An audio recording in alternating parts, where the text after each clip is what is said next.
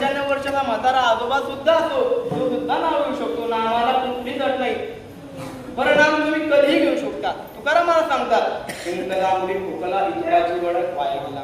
प्रत्येक क्षणाला एकत्र तुकोबाराने नामाचाच उच्चार केला. कारण कलियुगामधून हे एक साधन आहे. कलियुगामध्ये करावे कीर्तन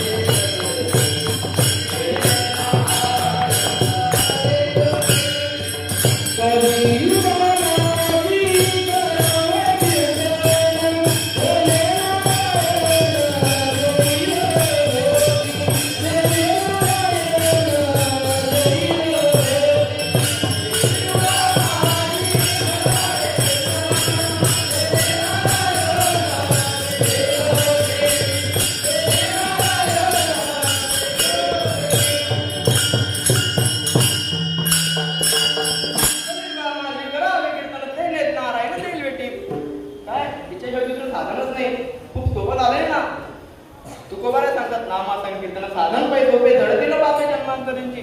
एका जन्मात नाही जन्म जन्मांतरीचे पापे जडतील केव्हा? कारण सगळं सोपं नाम आहे. राम म्हणायला कुठं शिक्षणही लागत नाही, कुठला अभ्यासही लागत नाही. एवढं सोपं म्हणजेच नाम आहे. तुम्हाला माझी भाषा कळते ना?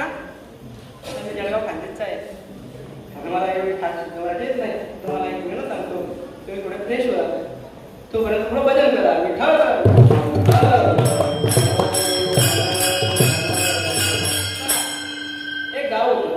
त्या गावामध्ये सर्व जे लोक ते आळाले होते.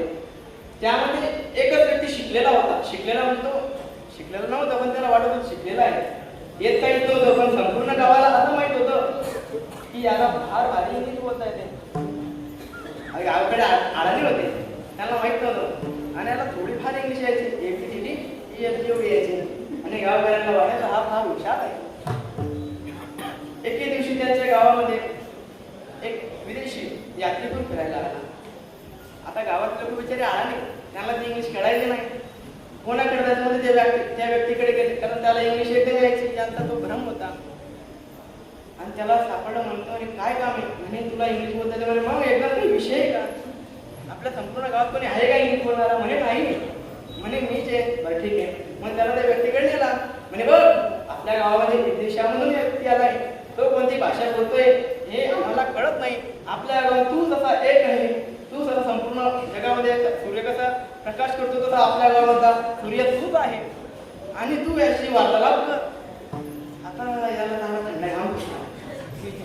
आपल्याला इंग्लिश येत नाही हे फक्त मला माहित आहे, ह्या गावकऱ्याला माहित नाही, याला पण माहिती नाही. आता करायचं काय?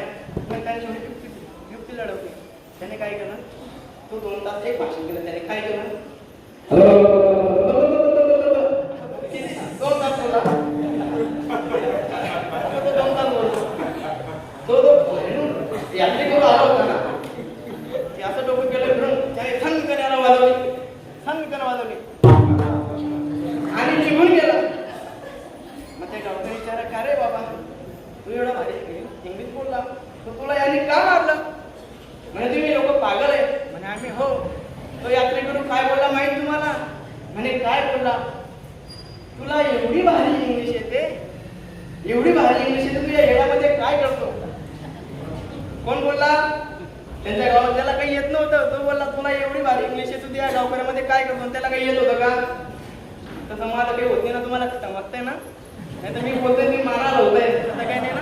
तुम्ही आता झाले फ्रेश, आता करा पाहिजे.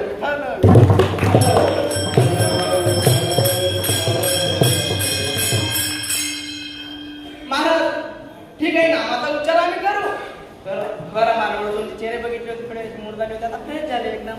आणि त्याची आवड नसते की बाबा थोडं थकल्यानंतर पाणी प्यावंच लागतं, नाही तर मग चालत नाही. असं महाराज मग नाम किती शेते, आमचं खूपच पाप आहे. मग आमचं एवढं पाप आहे, मग त्या नामाने कमी होऊ शकतं का?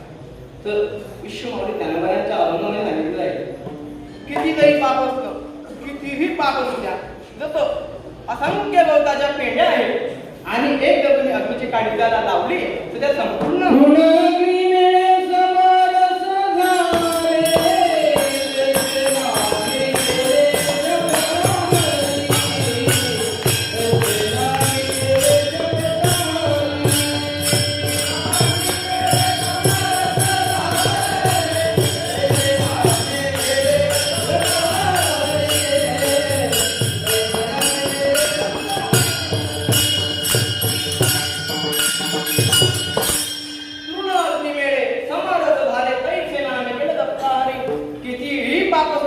बरं ऐका जाऊ द्या.